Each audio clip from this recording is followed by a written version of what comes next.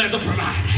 I don't want to just know him as a provider. I want him to know him as a righteous keeper. I don't want to just know him as a righteous keeper. I want to know him as a battle axe. I don't want to just know him as a battle axe. I want to know him as the lamb. But I don't want to just know him as the lamb. I want to know him as the lion too. Because there's multiple dimensions to who he is. And that's what David is saying. He says, I'm after God so much that I want to put a demand on him. I want to put a demand on knowing him. In fact, he says, I require it. I require of myself to know him. But notice what he also teaches us. He teaches us by this concept of seeking, that the avenue of my seeking, the right vehicle that I'm supposed to use in my seeking, is prayer and worship. When you look up this term seek in the Hebrew, it means to seek deity through prayer and worship, which means through my prayer, through my consecration, and through worship, it becomes my vehicle that gives me access into the environment where he is. So when I spend time in prayer and worship, it gives me access to God's presence. Worship and prayer leads me into his presence. When I spend time on my face, I gain access into his glory. Now, the brothers and sisters, this is what I want you to see, and I promise you, I got to let this go. This has been what I've given you is verses 1 through 6. All right, I've given you verses 1 through 6.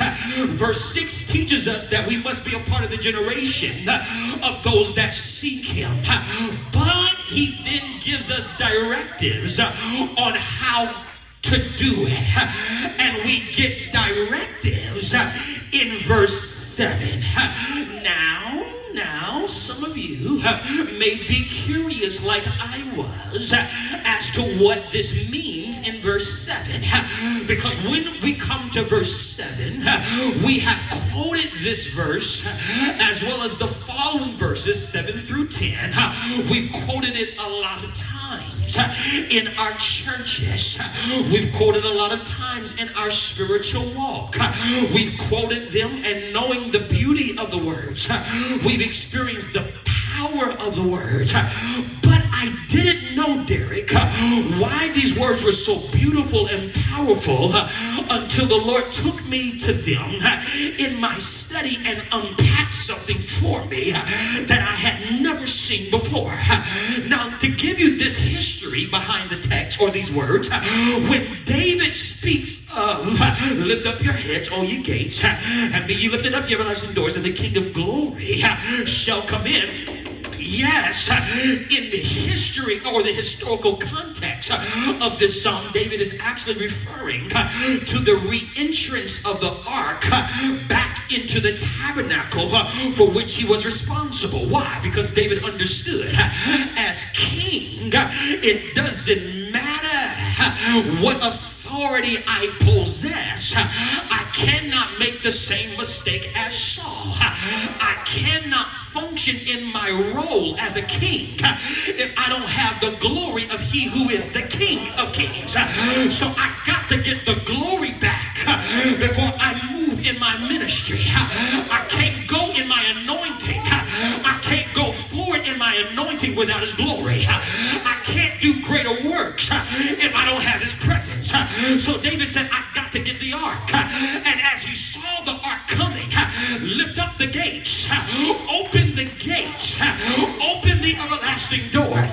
And the reason why he even uses everlasting doors is because he is actually speaking not just to the re-entrance of God's presence in this moment, but he's also speaking of the future of the New Jerusalem, which will be rebuilt after the tribulation period, when God reestablishes Jerusalem again. And he is saying that this concept of doors is actually everlasting. So open the everlasting doors of Israel, because God's going to always cause his people to prosper. That's what he's actually getting at. But when I looked at that context, God showed me something else that it kind of struck me. And I said, I ain't never seen it this way before. Because when the Lord helped me me to see is that not only is he referring to the return of the ark, but David is prophetically speaking of what happens when our posture as God's creation takes in the digesting and the consumption of his glory. Hold on here. He is saying literally take on a posture that allows you to consume or digest the glory. How do you do it? You are to open the gates. What does gates in this text actually refer to metaphorically? It speaks of the sensual perception of a person. Here it is. When I connect to my world, I connect through my senses, my sight, my hearing, my smell, my taste, my touch. That is my natural means of perceiving my world. But what I do in the natural won't help me to perceive the things of the Spirit. So how then do I open up myself to receive? What David is saying is the analogy of gates that speaks of natural perception applies to a spiritual principle. What is the spiritual principle? I don't open up my body to perceive the reality of God. I open up my soul.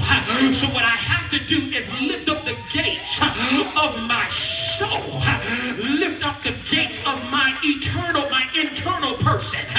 And the reason why they are everlasting doors is because the soul will never see death. After this life is over, how you live this life will determine where you go.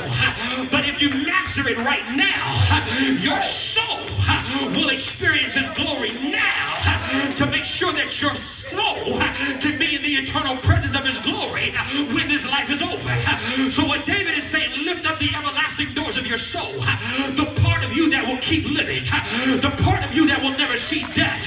And the reason why you need to lift up the gates, the reason why you need to lift up the doors is so that the King of Glory can come in. God's glory is available.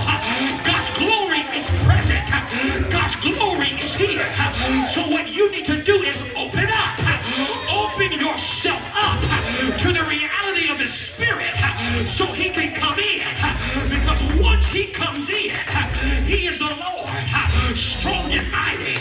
He is the Lord, mighty in battle. Why does David use this description? It is to help us to see that God is undefeated. It is to help us to see that when we let him in, we're letting in the one that conquered death, hell, and the grave.